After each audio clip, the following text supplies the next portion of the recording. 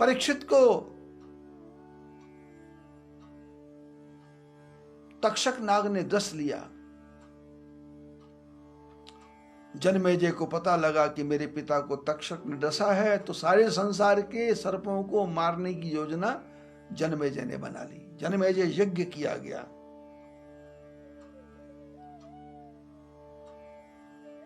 और तक्षक जाकर के इंद्र के आसन से लिपट गया और जनमेजय ने मंत्र पढ़ा कि इंद्र के आसन के सहित तक्षक को लाकर के भस्म करो।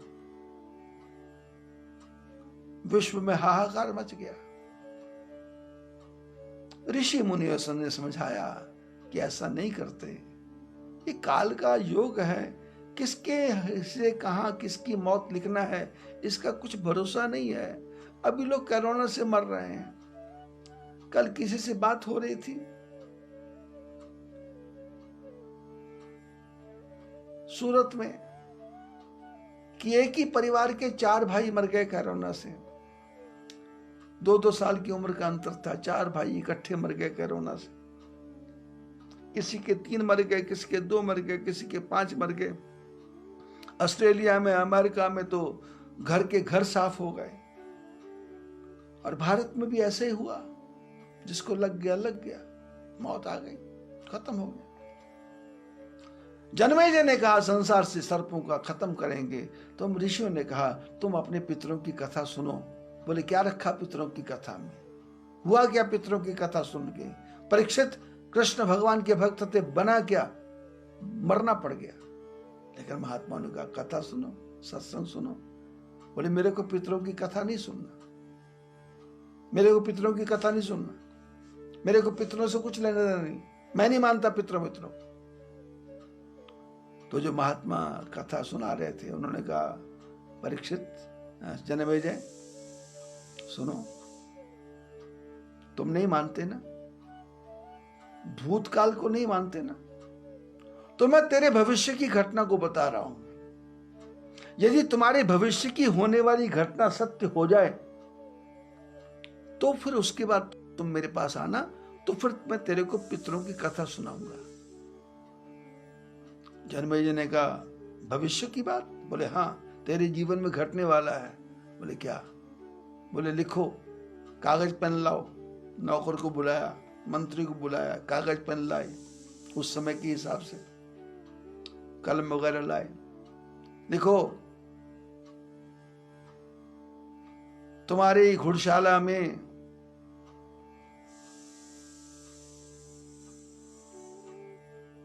एक घोड़ी के यहां नीले रंग का घोड़ा पैदा होगा।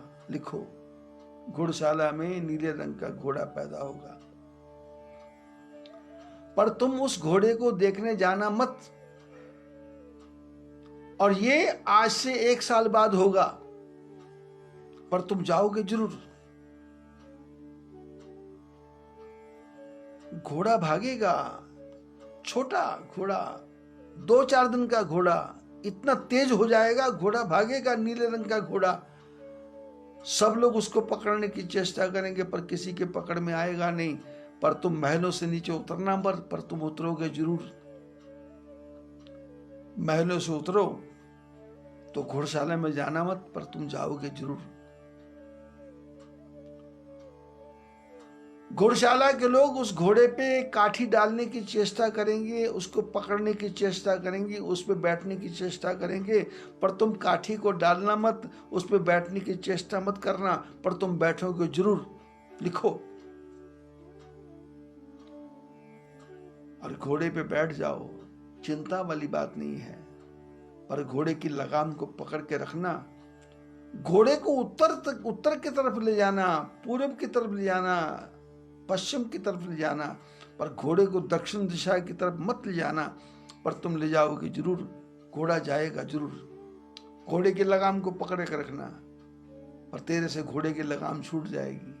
घोड़ा दक्षिण दिशा की तरफ जाएगा। घोड़ा दक्षिण दिशा की तरफ जाए, यहां तक काम नहीं बिगड़ेगा। दक्षिण में जाए, जाने देना, पर रास्ते में कोई औरत चिल्लाती हुई मिले तो तुम घोड़े को रोकना मत, पर तुम्हारा घोड़ा रुकेगा जरूर। घोड़ा रुक जाए तो भी चिंता वाली कोई बात नहीं है, पर उस औरत की बात को सुनना नहीं, पर तुम सुनोगे जरूर। तुम सुन करके उस औरत की बात से दुखी मत होना, पर तुम दुखी होगे जरूर। दुखी होना तो उसके रहने की वही व्यवस्था कर देना, पर वो औरत कहेगी मेरे को साथ ले चलो, और तुम उसको साथ मत लाना, पर तुम साथ लाओगे जरूर। उस औरत को साथ ले आना, पर अपने महलों में मत लाना, नौकरों के बीच में छोड़ देना।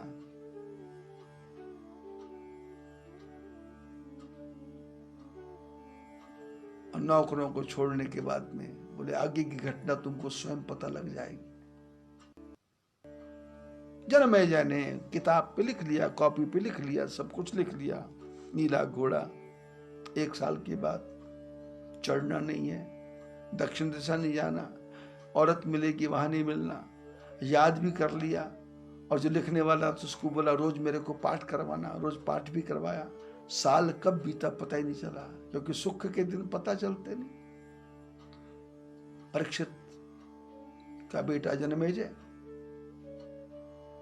कहता पितरों को मानता नहीं, मेरे को पुरखों को मानना नहीं, मेरे को पुरखों को जानना नहीं, मेरे को पुरुषों को लेना नहीं, ये तो सब बेकार है।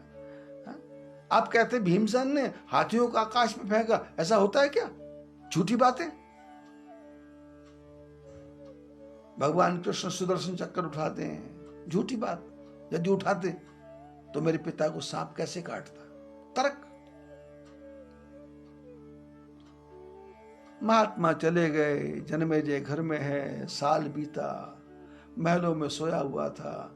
अचानक शोर शोर शोर शोर।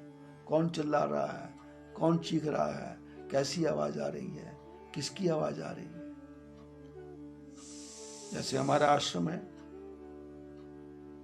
इसमें मैं जिस कमरे में बैठा होता हूं, पूरे आश्रम में कहीं कोई आ जाए तो मेरे को पता लग जाता है कि दरवाजा खटका, जनरल चालू हुआ, या दरवाजा नीचे का खुला।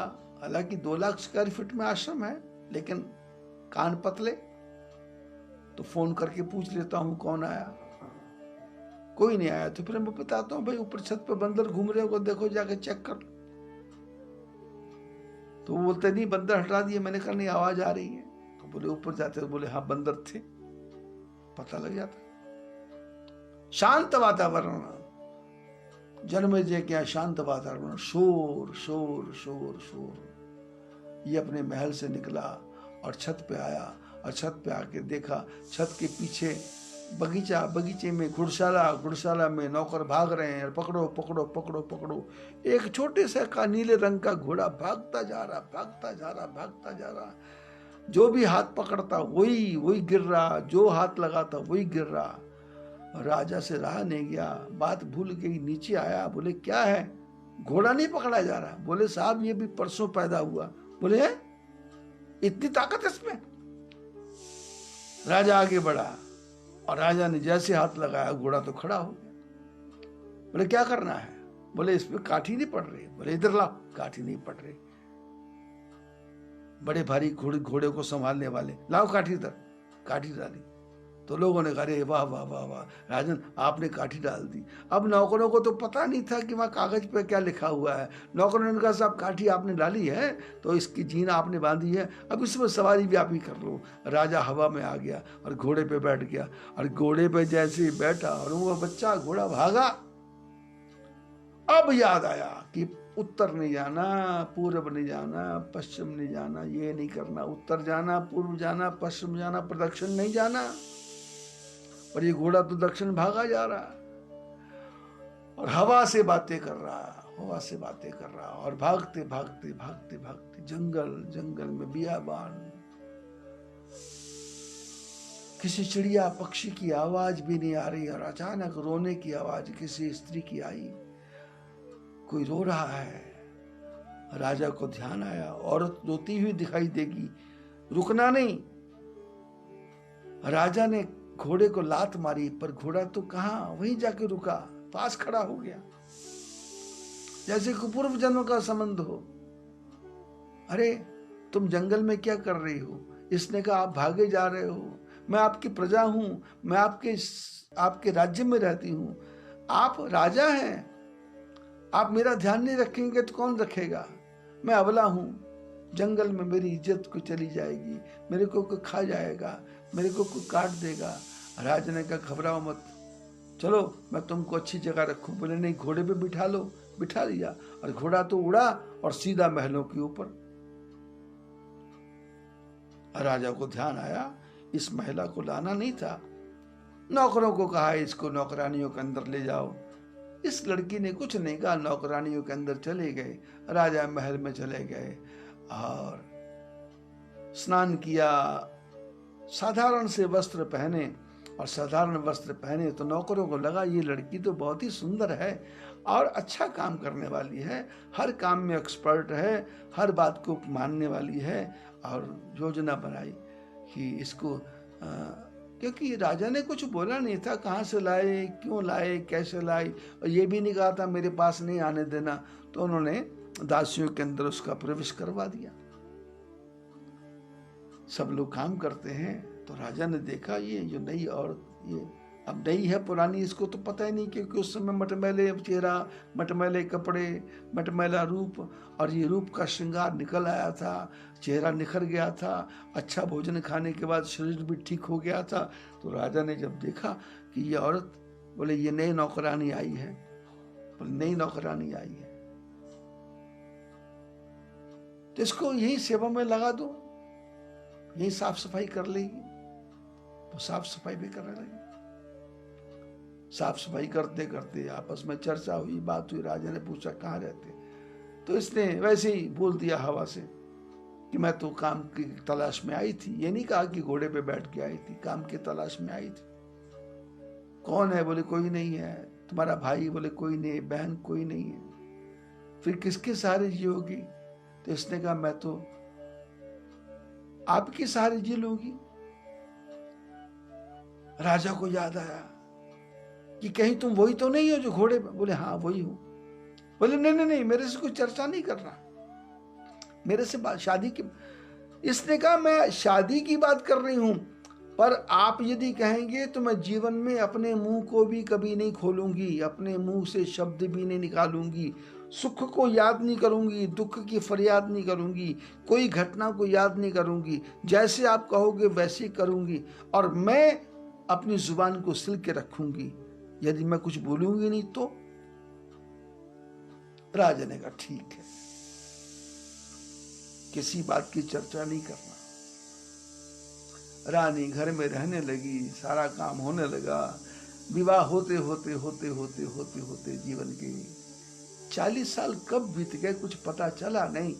जब 40वां वर्ष हुआ तो घर में धूम मची, महारानी नई आई है, 40 साल हो गए शादी हुए, और कभी कुछ आयोजन नहीं हुआ, कभी कुछ प्रयोजन नहीं हुआ, कभी कोई उत्सव नहीं हुआ। तो लोगों ने, नौकरों ने कहा कि महारानी ऐसे कैसे शादी, अरे कुछ तो। रानी ने आके महाराज से कहा महाराज एक बात बोलूं। राजा ने कहा नहीं, बात कुछ नहीं बोलूं। बोले गलत बोलूंगी तो मना करना, ठीक बोलूंगी। बोले क्या? बोले मेरी शादी के 40वीं वर्षगांठ है, मैं चाहती हूं हजारों ब्राह्मणों को भोजन करवाया जाए, जिससे मेरे हाथ से भी कुछ दान पुण्य हो जाए। राजा ने कहा ये तो कोई गलत काम नहीं है। हजारों ब्राह्मणों की भोजन की व्यवस्था की गई, भोजन सुंदर बनाया गया, एक से बढ़ के एक पुरोहित आ गए, हजारों की संख्या में ब्राह्मण आए, भोजन सुंदर से सुंदर बना। राजा ने रानी को सूचना दी ब्राह्मण आ गए हैं, दर्शन कर लो। रानी अपने कमरे में से ऐसे वस्त्र पहन करके आई कि जिसमें से उसके पूरे शरीर को देखा जा सके, ऐसे वस्त्र। रानी थाली लेके आई, ब्राह्मणों ने एक बार देखा कि कोई आया है, और जब आंख घुमा के देखा तो देखा एक नग्न औरत खड़ी है, खाली पतले पतले वस्त्र पहन करके। राजा तो काम के बस में था, उसको तो कुछ दिख नहीं रहा। लोगों ने देखा, ब्राह्मणों ने देखा, तो शर्म के मारे सारे ब्राह्मण सिर झुका के बैठ गए। आंख उठा के देखा नहीं। रानी ने थाली पटक दी, पैर पटकते पटकते पीछे चली गई।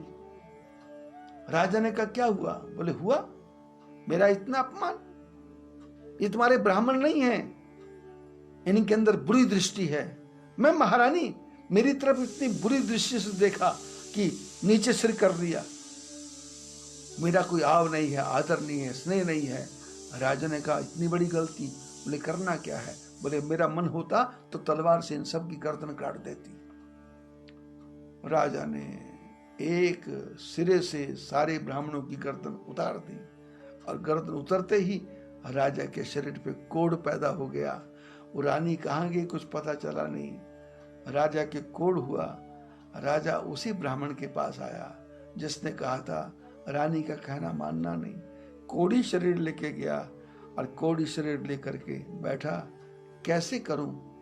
उस ब्राह्मण ने कहा अपने पितरों की कथा को सुनो, तो उन कथा को सुनने के बाद में तुम्हारे शरीर का सारा कोढ़ दूर हो जाएगा।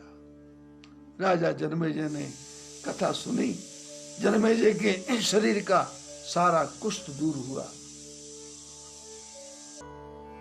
अगर आपको हमारा कंटेंट पसंद आया हो तो वीडियो को लाइक करें, ज़्यादा से ज़्यादा शेयर करें और हमारे चैनल को सब्सक्राइब करें।